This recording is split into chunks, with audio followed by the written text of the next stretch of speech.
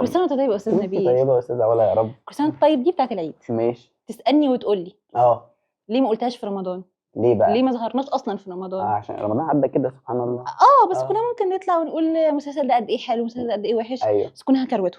صح. ليه؟ لان كان في مسلسلات بقت حلوه قوي والكيرف بتاعها نزل، ومسلسلات تانية حصل فيها العكس. هنتكلم عن ايه؟ مسلسلين. ماشي. مسلسل فاجئنا بشكل حلو جدا جدا، ومسلسل فاجئنا بشكل حلو جدا جدا. جد.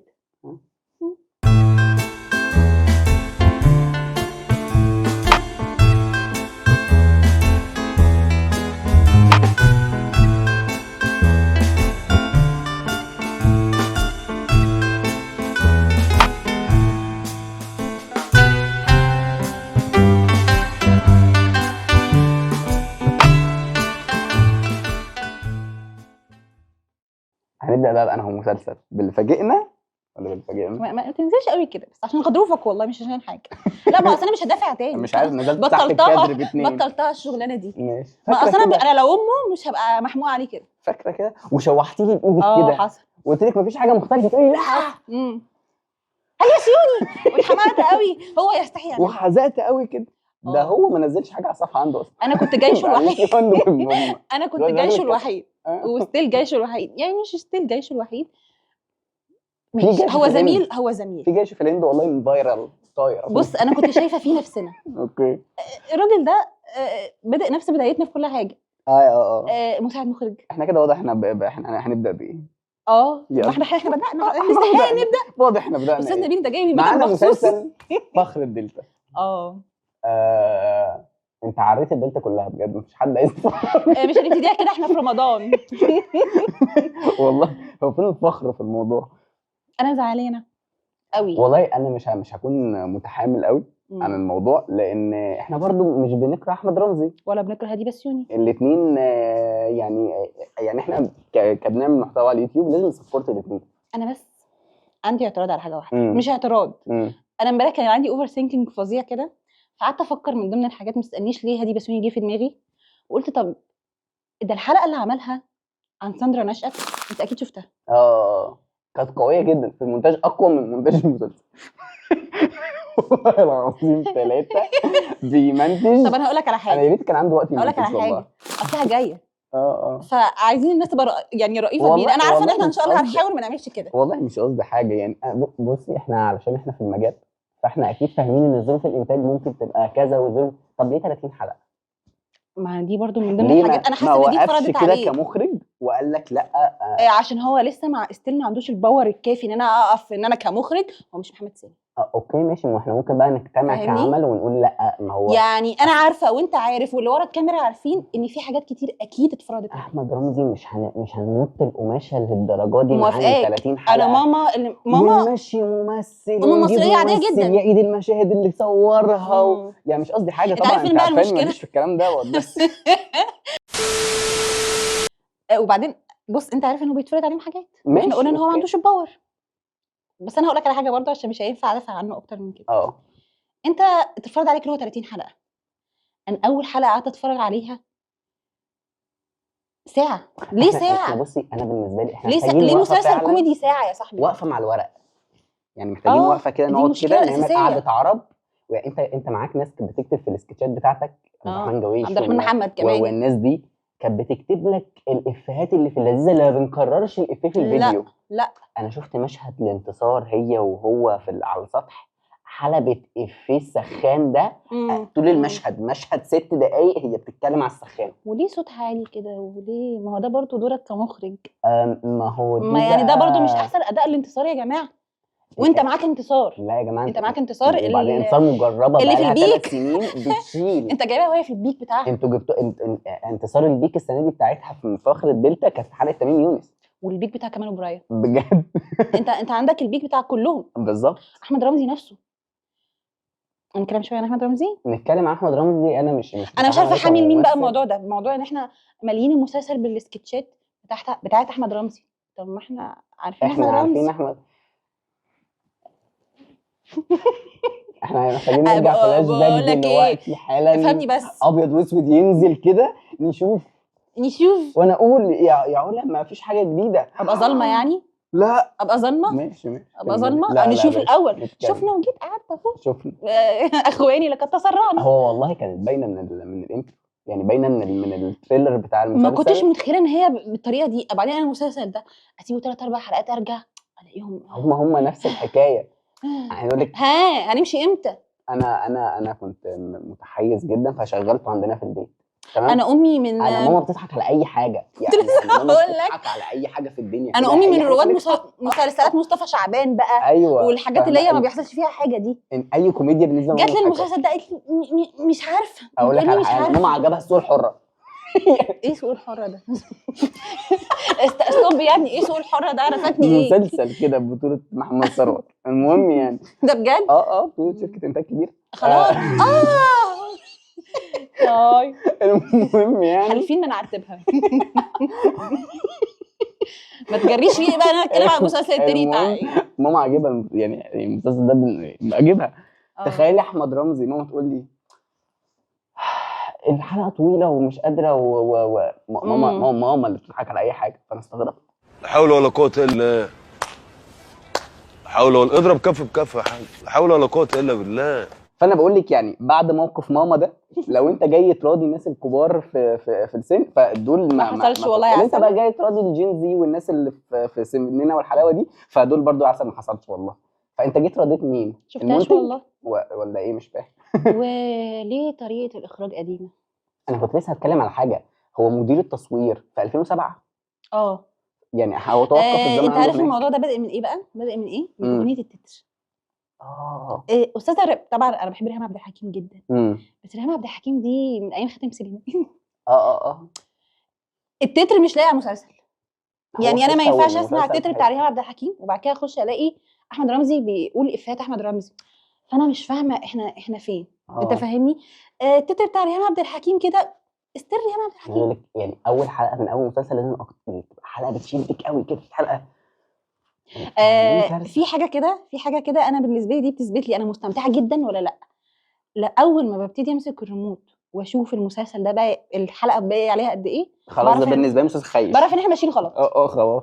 وساعات بقى في مسلسلات على العكس تماما. يا رب الحلقه تبقى طويله. وده حصل لي في حكايه نرجس وده انا هنجيله بقى في حكايه نرجس. حصل حلقه ثانيه يعني. طبعا يعني. فالمهم ايه كفايه. مش عارف والله. هو احنا والله مش عايزه والله نكون متحملين. هي تجربه تستحق الدعم بكل الطرق. ان هي تستحق الدعم زي ما احنا قلنا ان احنا لازم ندعمه بس انتوا خليتونا نتكسف ان احنا ندعم. اللي احنا لو دعمنا هيتقال علينا ايه؟ هي كلمه عارفين هيتقال علينا ايه؟ لا بنطبل. احنا عارفين هيتقال علينا ايه. فلا مش هينفع. فبس كفايه يعني كفاية. انا مش عايز برضه اكون متحامل على هادي بس عشان ما اتحطش في نفس الموقف بتاعه. انا مش عشان ما اتحطش في نفس الموقف بتاعه عشان اكيد كان في ظروف. انت ما قدرتش ان انت اصل فجاه كنت داخل على مسلسل 15 حلقه فعندك التايم ان انت تعمل 15 حلقه فجاه يلا نمشي. دي كارثه في حد ذاتها نبيل. اشرف ونجيب استاذ تاني عشان نعمل مسلسل 2 حلقه ونعيد مشاهد القديمه دربكه. احنا نعلم هي بتعمل ايه في اللوكيشن. ابن لذينه يعني الله يكون في عونك على اللي حصل ده. وده خلاك ما يعني انا في مشاهد كده كنت بقول ايه يلا يا هادي خد انسرت هنا هتبقى حلوه. خد رياكشن هنا. هادي ما عملش ايفورت. هو ما ضحكش بالكاميرا. ما ضحكناش بالكاميرا. ما ضحكش بالكاميرا ولا بالسكريبت ولا بالممثلين ولا خلاص بقى. انا شفت له مشهد كده كان قاعد. انا عايز اذكر البنت دي عشان البنت بحبها. اللي هي الكابل بتاعته اللي هي طارق عبود. هي طالعه في اصحاب الارض تحفه جباره. ومعاه برضو لذيذه. انا شفته هو قاعد بيديها اداء في فيديو كده انتشر على السوشيال ميديا وقاعد يحاول يخليها تتكلم فلاحي. فلا انت قعدت مع الممثلين وحاولت وتشكر على ذلك بس يعني الوقت ما سعفكش. احنا ممكن ننصح نصيحه اخيره. استاذه هادي بسيوني اعمل مسلسل يوتيوب. لا ممكن تتفرج على فيديوهاتك وانت بتتكلم بشغف تاني عن الاخراج. يعني منتج تاني يعني المسلسل ده خده منتجه والله وطلع منه الحاجات الحلوه ونزلها كوري تستفيدوا بالموضوع فاهم يعني حاجه. لا هو استاذ هادي ان شاء الله هيوعدني بمسلسل حلو. كلر يعني عارف لو ما تسكت بقى. انت كلر وانت اسكت. المسلسل ده كان معتاد كلر فانت لو كنت كلرت كان بايت والله في الالوان ما اعرفش والله يعني حتى اللون الاخضر اللي زرع ما حسيتش بالخضار يعني ما شفتش غير شنب الفنان ان هو معلم عينه اسود كل حياتي، بيسود لي حياتي كلها. بس نجح في حاجه. ماما كانت بتتفرج كده بتمسك قالت لي بس شكله فلاح. عارفه ماما والله انت نهدت وقالت انت فلاحه يا ست سلوى. طب نتكلم بقى عن المسلسل الفجانه بجد بقى بشكل حلو. المسلسل اللي طار يابا استني بقى، المسلسل اللي حقق انجازات محدش حققها، اخراج، تصوير، اعلى نسبه مشاهده، كل حاجه. ولكن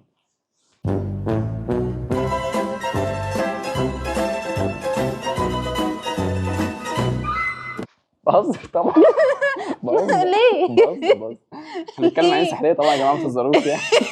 اصلي كنت هنسحب. لا مش الدرجات دي الفنانه ركبتني الدوده يعني ركبت على الكاميرا ولفيت الدوده كده جوه المشاهد. مش موضوع، انا جايين نتكلم عن ناس نتكلم عن عين سحريه. المسلسل او صراحه احنا كنا حاطينه في التوب 5 كده في مسلسلاتنا اللي عشان كان معانا اسبابنا، وهو بقى على التوب 5 واخده بالك. يعني بقى على التوب 5 كلهم. هو بقى على شغالين مع يا جماعه احنا هنكسبه كده بعون الله النص الاول في رمضان بالظبط. يعني اللي عايز يجي معانا يجي يعني ايه ده؟ ايه الاخراج ده؟ الكتابه دي؟ ايه الالوان دي؟ التمثيل ده وانا هسكت لك. التمثيل هنقضيها كده يعني بقى. لا تعالي نمسك اول جزء. ماشي. الاستاذ سدير مسعود. ماشي هنبتديها اخراج يعني. نبتديها اخراج لان هو يستحق لايك كبير كده. اصل على فكره الكتابه تستحق 2 لايك. عارف طبعا. ده هلال يعني بجد. ايه ده يا عم؟ ده لو ما طلعناش من المسلسل كله غير بمشهدين. هبتدي بالظهور قدام الكاميرا.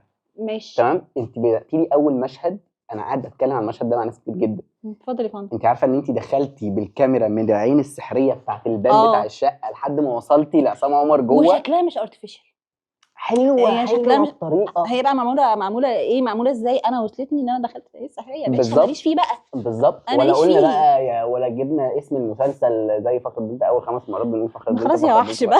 ما قلناش ده، احنا دخلنا من العين السحريه بتاعت عرفنا المسلسل اسمه عين سحريه. جدع يبقى فكرني بالموضوع ده في الكتابه. حلو قوي اللي انت قلته ده عشان انا عاجبني. طب ما هو ليه ما احنا في نفس الموضوع. موضوع ان انا مش بيدوني المعلومات بالمعلقه.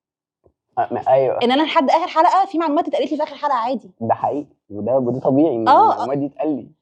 ايوه انا ما بحبش جو اللي هو ايه ازيك يا خالي يا اخو يلا امي، انا هقول لك كل المعلومات اللي عن الشخصيه دلوقتي حالا. اللي هو انا تاريخي كذا، على فكره انا زعلان من ابويا عشان كذا، عشان احنا مش الطبيعي. ده المدني وده شهاده الميلاد، ولو انت عايز اي حاجه ثانيه موجوده. ايوه عشان هو مش الطبيعي. المفروض ان هو وامه واخوه اكيد عايشين مع بعض بقالهم سنين قبل احنا ما نخش عليهم المسلسل، صح. فمش طبيعي. واللي بنشوفه بيحصل في كل المسلسلات اللي هو صباح الخير يا ماما يا اللي بابا الله يرحمه. أيوة كنت زعلان منه عشان مش عارفه ايه. لا ده عرفناه بالتدريج. احنا فاهمين ان هو قافش على ابوه. يا عمي يهديك ليه؟ مش هقول لك. والله يا عسل مش هقول لك. ده حلو قوي بالظبط. والمشهد اللي هو رحنا وعرفنا ان يعني احنا بنعرف كل حاجه باستبداد دي احنا بقينا فضولنا من فضول عصام عمر. لما راح مثلا في اول حلقه بيخطب وعرفنا ان ابوه مات في حادثه وحادثه غير شريفه. ما انت يا ابني هما مش قابلينك ليه يا ابني؟ طب ما تقول يا ابني. طب هو مات في ايه؟ لا مش هقول لك والله. شوفي عسل مش هقول. دي حاجه الكتابه لوحدها بجد. هشام هلال ابدع خطير. انا مش فاهم التجميعه دي جت ازاي. ده لاجل حظنا، لاجل انقاذ الموسم. ما هو برضه موسم. هنشكر حد في اخر ماشي هنشكر حد مهم. المهم اوكي خلينا نرجع للمخرج. يلا. تمام. زي ما قلت لك انا الكادر بالنسبه له، بالكادر اللي هو بياخده ده اللي هو بيطرف الممثل كده وباقي ده تحفه جدا، حلو جدا. انت عارف انا بضحك ليه؟ والله مش بضحك عليه في حاجه، عشان في ناس كانت بتحاول تعمل بس مشهد والله باظت مننا، ضربت في وشنا، بقينا جايبين السلم. احنا مش هنجيب سيرتكم يعني، بقينا قاصين رقبه الممثل وحاطينه. في ناس يعني بتحاول تعمل فيها استاذ سدير مسعود جدا. انت مسعود جدا. ده انت مسعود جدا يا اخي. ربنا الموضوع لا يا جماعه هي مش كده. هي مش اللي هو ايه انا هشوف ده بيعمل ايه فاعمل زيه. هو الراجل برضه ما عملش ستريس على الموضوع. انا عاجبني ان هو عدم البروزه في اي حاجه في المسلسل ده. النقلات ما بين الممثلين لما بيجي تحفه. ايه ده؟ في مشهد وان شوت ما بينه وما بين في البلكونه ده اللي هو بعد ما اترفض. انت رحت لي بالكاميرا ورجعت لي وانا ما حسيتش ان ده مشهد وان شوت. ويلا يا جماعه ده مشهد هو عامل بقى في كل يعني عامل مشاهد وان شوت كتير قوي. بيروح بالكاميرا واحده ويلا روح مش يمشي مع الممثل ده ويمشي مع الممثل ده ويمشي مع الممثل. ايه الجمال ده؟ بعدين بيعملها بسهوله، مش بيفرد عضلاته خالص. لا وقف لي الكاميرا هنا، لما الممثل يعدي وراه، لما يرجع وراه عشان الممثل اللي جاي وبالراحه كده ولا خدت الدوده وركبتها ورحت كسرت الاكس ولا عملت اي حاجه، ولا كسرت يا جماعه اكسات تعرفوا ولا موضوع عملت اي الدوده ده في حلقه اب سيب ولكن الدوده ده عشان معلش بقى، انا معلش بقى. ما عملتش كل ده. انا خدت الموضوع بسلاسه وجمال، فيعني والله انا عيب نكون مخرجين كبار. انت ايه؟ انت وكنا دخلت على الحلقه بتاعت ارجع يا بابا. ماشي اوكي، انا اسف، احنا معانا مسلسل حلو. انا اسف. يعني لو مخرجين عايز اتعلم من الاستاذ سدير مسعود ممكن تتفرج. وباي ذا واي احنا كنا عشان نحقق اعلى نسبه مشاهده، احنا مش بس كاسم. مش اسقاط، لا مش اسقاط. عايز ايه يا استاذ نبيل؟ حاجه والله فنان. يعني انت جاي تخسر في الفقره المفروض ان احنا من المهم يعني المسلسل ده هنعمله. اخراجيا كده هنعمله لك عشان تهدأ بكره. حاضر يا عم بكره والله. المسلسل اخراجيا مكتمل بنسبه 100%. طيب عشان قبل ما نقفل حوار الاخراج ده، احنا كنا سبب من الاسباب حماسنا للمسلسل كان اصلا سدير مسعود. حصل. تمام، ده حقيقي. من منعطف خطر. واحنا شفنا نفس المود ده في منعطف خطر. حصل. وسبحان الله كان معانا استاذ باسم سمره، اللي احنا ممكن اصلا نقعد عنده شويه حلوين ونقفل الحلقه عادي جدا وهيبقى ضمير مرتاح. انت شفت من باسم سمره في المسلسل ده كام كاركتر، كام شعور، هو طلع كل كام حاجه، رياكشن، طلع كل حاجه بجد. يعني انت شفت منه الاب هو بيتكلم مع بنته غير وهو بيتكلم في الاول، والسكان الاصليين الامريكي. ايه يا حاج في ايه؟ انا خايفه منه جدا. اول حلقات ده الفيلن، ده الفيلن بتاع المسلسل. لا مش هطلعه لك الفيلن بقى. لا والله يا عسل. شوف ازاي مش هبقى فيلن. وتقولي ايه فيلن بس مريض نفسي بيقعد مع بنته يروح لها لا يا جماعه مش بيتكلم مع مراته بطريقه، بيتكلم مع بنته بطريقه، بيتكلم مع عصام عمر في اول الحلقات بطريقه، وبعد كده بعد ما اتعودوا مع بعض على بعض بطريقه، بيتكلم مع شهاب بطريقه. كل حد. فيا استاذ باسم سمره ايه ده؟ عصام عمر جايزه احسن ممثل في رمضان كراجل. بعد اذن طبعا استاذ عصام عمر، وبعد اذن استاذ محمد علاء. لا نقسمها، خليها في الجراند. لا ثانيه واحده بس، مش حوار جراند منافس بس. انت في المسلسل ده لو هتكسب حد جايزه هتكسب مين؟ مع احترامي لاستاذ عصام عمر اللي كده كان فشيخ. هي توليفه، ما اقدرش اكسب واحد جايزه في مين اللي عمل ايفورت اكتر؟ هتشيلي مين اللي عمل ايفورت اكتر؟ مين؟ انا معلش اكسب لواحد. طيب ممكن اقولها بطريقه ثانيه، اصل انا هفضل وراك لحد ما تكسب. اقول لك مين يكسب جايزه؟ المنتج استاذ مشيش. ده كده ده الجايزه بقى اللي انت جمعت لي التوليفه دي، وتعبت في الانتاج وفي الاسراء، وصرفت في الاخراج، وصرفت في ومسلسل واضح ان هو واخد وقته قوي. ما يا جماعه ما بيبان. فلو عايزه بقى جايزه بجد اللي جمع التوليفه دي. طيب معلش ما نرجع لموضوعنا. ما مش هسيبك والله. ما اطلع منصوره. لا مش لايك، ما لما لايكتك يا عم ابعد عننا. مش حد محتاج. يا ريت. طب ما ده سبب ادعى ان احنا نرجع لباسم طيب يا جماعه احنا جالنا معلومه من الكواليس. المسلسل ده ما خدش الوقت زيه زي زمايله. يعني خلينا في مش هطلع من المخرج. انت تطلع الشغل ده بنفس الطريقه ونفس الاستريس اللي شغال بيه زمايلك. حصل. طب ما طلعت بتنفع. الجمله اللي هي بتاعتنا اللي احنا بنقولها، طب ما طلعت بتنفع. طيب انا طلعت بتنفع مع حد، اذا المفروض تطلع تنفع مع كل الناس. صح. نرجع بقى لتاني موضوع باسم سمره، عشان والله العظيم لا اكسبه. ماشي. ليه؟ ما تراضينيش يا عم، هو المفروض انا بشحن. يا ستي ماشي. خليني اقولها، اسالك السؤال بطريقه ثانيه. اراضيك؟ ايه الضلع اللي لو شلته من المسلسل هيقل درجتين 3؟ باسم سمره. شكرا. حصل. المهم جات لنا تاكيدا للمعلومه ان هو ما خدش وقته، بعد ما قلنا ان هو خد وقته وما خدش وقته. حصل. لان هو الحلقه 15 اتاخرت. يعني الواد الصغير ما سرقهوش. لا ما سرقش الحلقه ومشى. وانا كان عندي ناس من اصدقاء عصام عمر، كان المفروض عصام عمر المفروض هيفطر بقى معانا وكده، بس هو ما كان بيصور ساعتها. فمعنى كده هو كان بيصور في رمضان. وكان باين، وكان في كواليس بتنزل. في حاجه حلوه قوي عايزه اقولها برضو في حق عصام عمر. انا فرحانه قوي اللي هو لسه محافظ على حته ان انا ما وصلتش. مع ان فنان انت وصلت. انا عندي ليك خبر حلو. انت وصلت. يعني انت عامل اعلان يعني اعلى نسبه مشاهده في الاعلانات في رمضان. اعلان احسن من مسلسلات كتير قوي. بالظبط يعني احسن من مسلسلات كتير قوي. فنان انت وصلت. انا عاجبني بقى الاتيتيود اللي هو يا ابني بقى بظهر ايدي يا ربي. ماشي اوكي يلا. فانا عاجبني الاتيتيود اللي الفنان بيتعامل بيه، اللي هو انا لسه ما وصلتش، ايه ده انا بنجح، ايه ده انا بتعرف، وانت اكيد فاهم انا قصدي على ايه. أيوة الفيديو اللي أيوة. انتشر ليه وهو في حد بيسلم عليه من العماره تانية وهما بيصوروا، وراح لافف وقال لحد من اللوكيشن يا عم سيبه ده، انا كنت من سنه كنت دكتور عاطف، ادني دلوقتي بقيت اتندى باسمي. يا حبيبي انت لسه مش مستوعب ان انت بقيت عصام عمر يا حبيبي. جميل ايه اللذاذه دي؟ يا رب آه، يفضل كده، عشان ده اكيد سبب من اسباب ان هو مركز انه يبقى كويس. ده حقيقي فاهمني؟ صح. فاهمني؟ نروح تاني محمد علاء. ماشي. محمد علاء، ما هو أوكي. لازم المثلث ده لازم يقفل انا كنت كده. لسه اقول لك فنان جامايكا معانا. مش الشرير ابو ديل وشوكه. لا مع طول ما الشرير مش شرير بديل وشوكه انا مبسوط. انا انا تمام. مبسوط وسعيد وطاير من الفرح.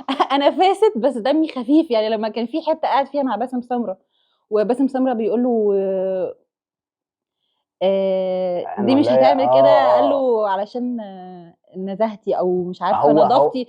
الاثنين اتفشخوا ضحك وضحكوا بجد. ده حقيقي. الاثنين ضحكوا بجد. ولا الحته بتاعت امال هم ايه اللذيذه دي؟ تفتكر ينفع؟ امال نشاركك انت يا باشا. امال البنت اللي يعني خلاص نعدي جامايكا. احنا قلنا باسم سمره اول واحد اتكلمنا عنه. باسم سمره كده خلاص اخد الجايزه ومشي. احنا اتكلمنا عن عصام برضه يعتبر. عصام عمر انا اتكلم عليه كانسان وكفنان وككل حاجه. انت طيب نمنشن كذا برضه مشهد عشان برضه ما نكرمش له حاجه في ايديه قبل ما لا يمشي. ولا محتاجه منشن ولا اي حاجه. انا محتاجه منشن بوست. اتفضل. في خناقه من الخناقات في الوسط الفني. انا بحكي ده معانا في موضوع استاذ عصام عمر.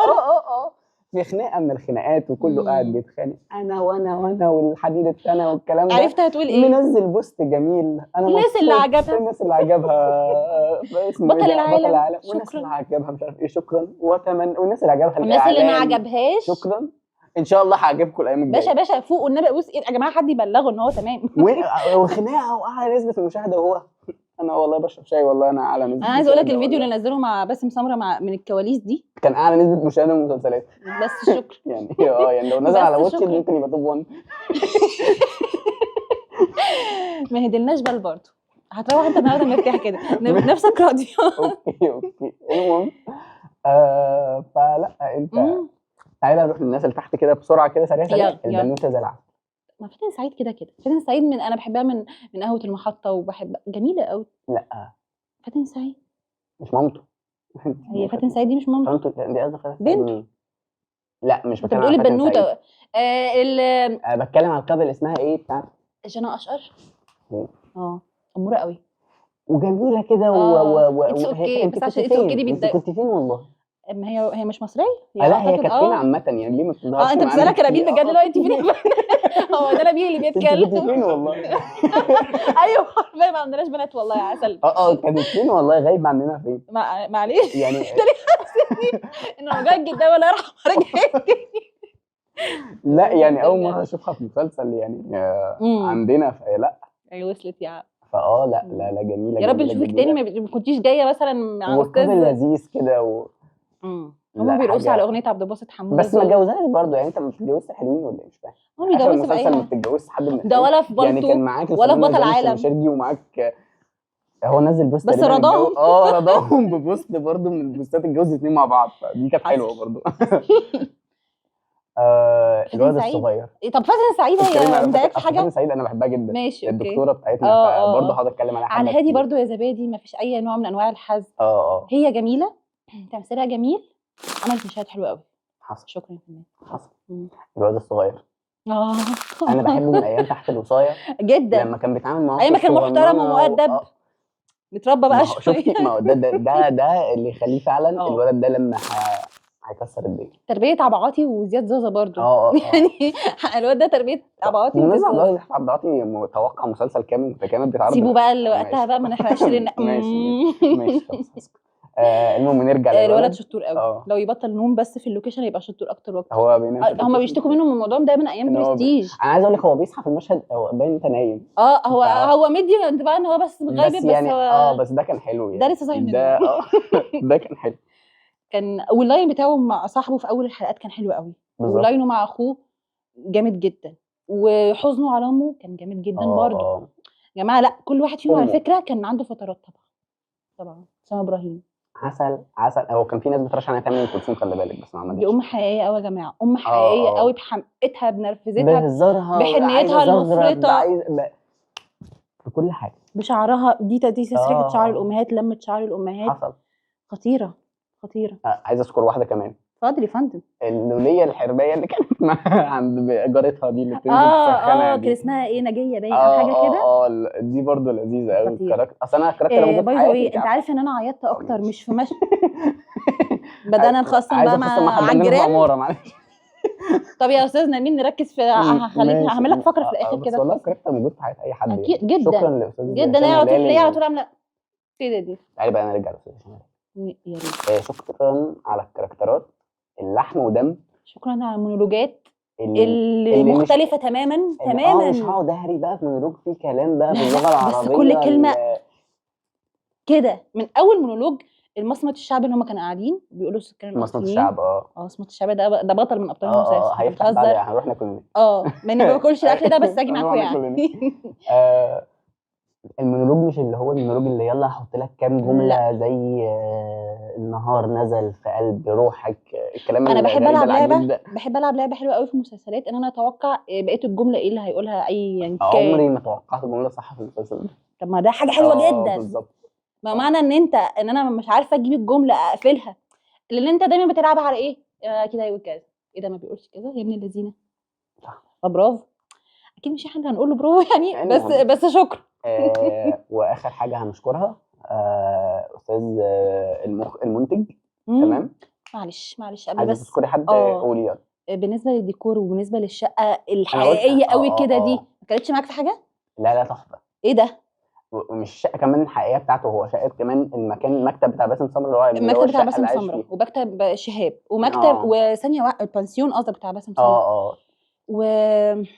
والروف ومحل الحيوانات ده تحفه. كان في نقلات ما بين محل الحيوانات، مشهد محل الحيوانات ومش عارفه مشهد في ايه تاني في نفس الالوان يا نبيل.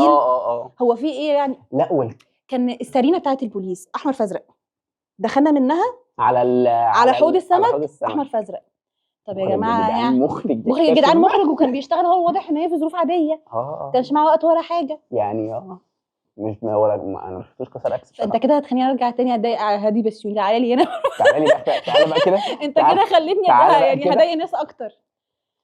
لا انا شكرا، احنا استمتعنا بكل عوامل المسلسل. برضه المسلسل ده بالذات انا عايز اشكر الكالرست بتاعه. انا ما اعرفش اسمه بس انت ككالرست للمسلسل عين سحريه انت شاطر قوي جدا. ومدير التصوير الاثنين احمد جبر مرتبطين ببعض. ايه اللذاذه والحلاوه والشطاره دي يا جدعان.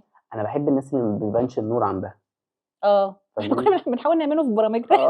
اللي ما بيبانش انت جايب النور ازاي ولا جايبه منين ولا في البسيط منه ده. انا عايز اقول لك على حاجه كمان، هي حاجه صعبه جدا في مشاهد الوان شوت.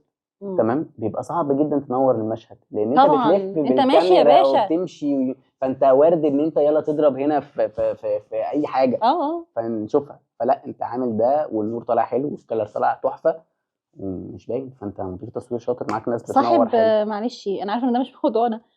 توحه لذيذ قوي. صاحب اسمه ايه؟ احمد بيلا. انت عارفه ان في مسلسل اسمه حاجه صغنطوط ظهرت الكاميرا معانا في المشهد.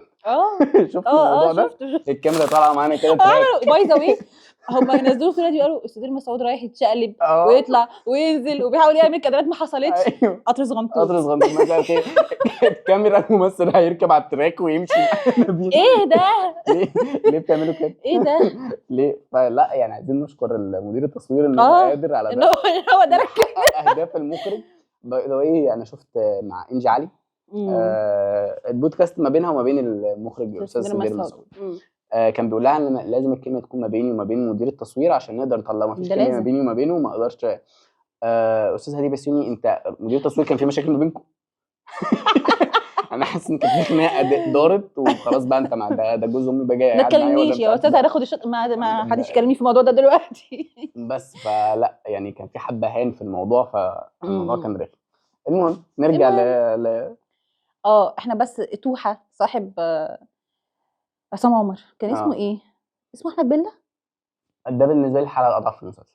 بس لذيذ. لا مش هقول لك لا، اكبر يعني دليل اكبر دليل ان احنا افتكرناه واحنا بعد ما قفلنا ده الممثلين. بالنسبه لي كان الحلقه الاضعف، واللي هو بس كان تمام. مش الميلاد مثلا، لا مش الدرجه هم دي. مش مديون ودور برضو مش الميلاد يا صاحبي، هم بس كان فاهم؟ عنده مشاهد، عنده مساحه فيها حاسس ان هو خشكوا حديد. انا دي عاجبني. دي حلوه. بس دي مهروسه في حته ده ترند على تيك توك.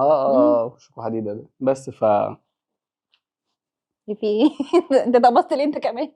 نخش على اخر حاجه في هذا المسلسل عشان نقفل زي ما استاذ صدير مسعود قفل اخر حلقه. عمل تفصيله لذيذه قوي وبرده ما حزقش فيها. المفروض الحلقه الاخيره دي كانت بترمي قوي على الابوه، لان احنا عليه شفنا ان البنت ما فيهاش حرق بقى يا جماعه، اللي اتحرق يعني. شفنا اسم ثلاثي.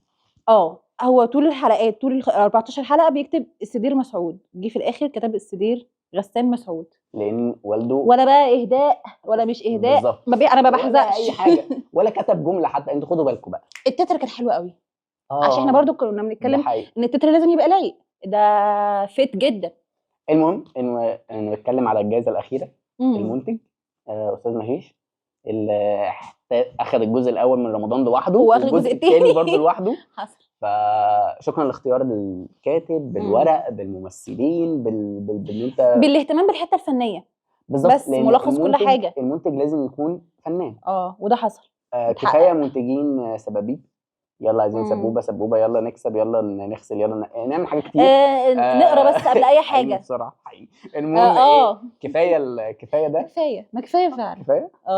المهم ان احنا هنتكلم بكره عن مسلسلين تانيين لحد ما اخر يوم العيد تقريبا، نقعد نخلص مع بعض مسلسلات رمضان، نفنطهم بقى واحده واحده، ونخش بقى على افلام العيد الجميله دي اللي احنا لسه هنشوفها وهنشوف بتقول ايه. تفكرتني والله. وكل سنه وانتم طيبين ورمضان كريم، ويا رب في مسلسلات ما تتفرجوش عليها هنكتبها لكم في الكومنت. هم عارفين. باي.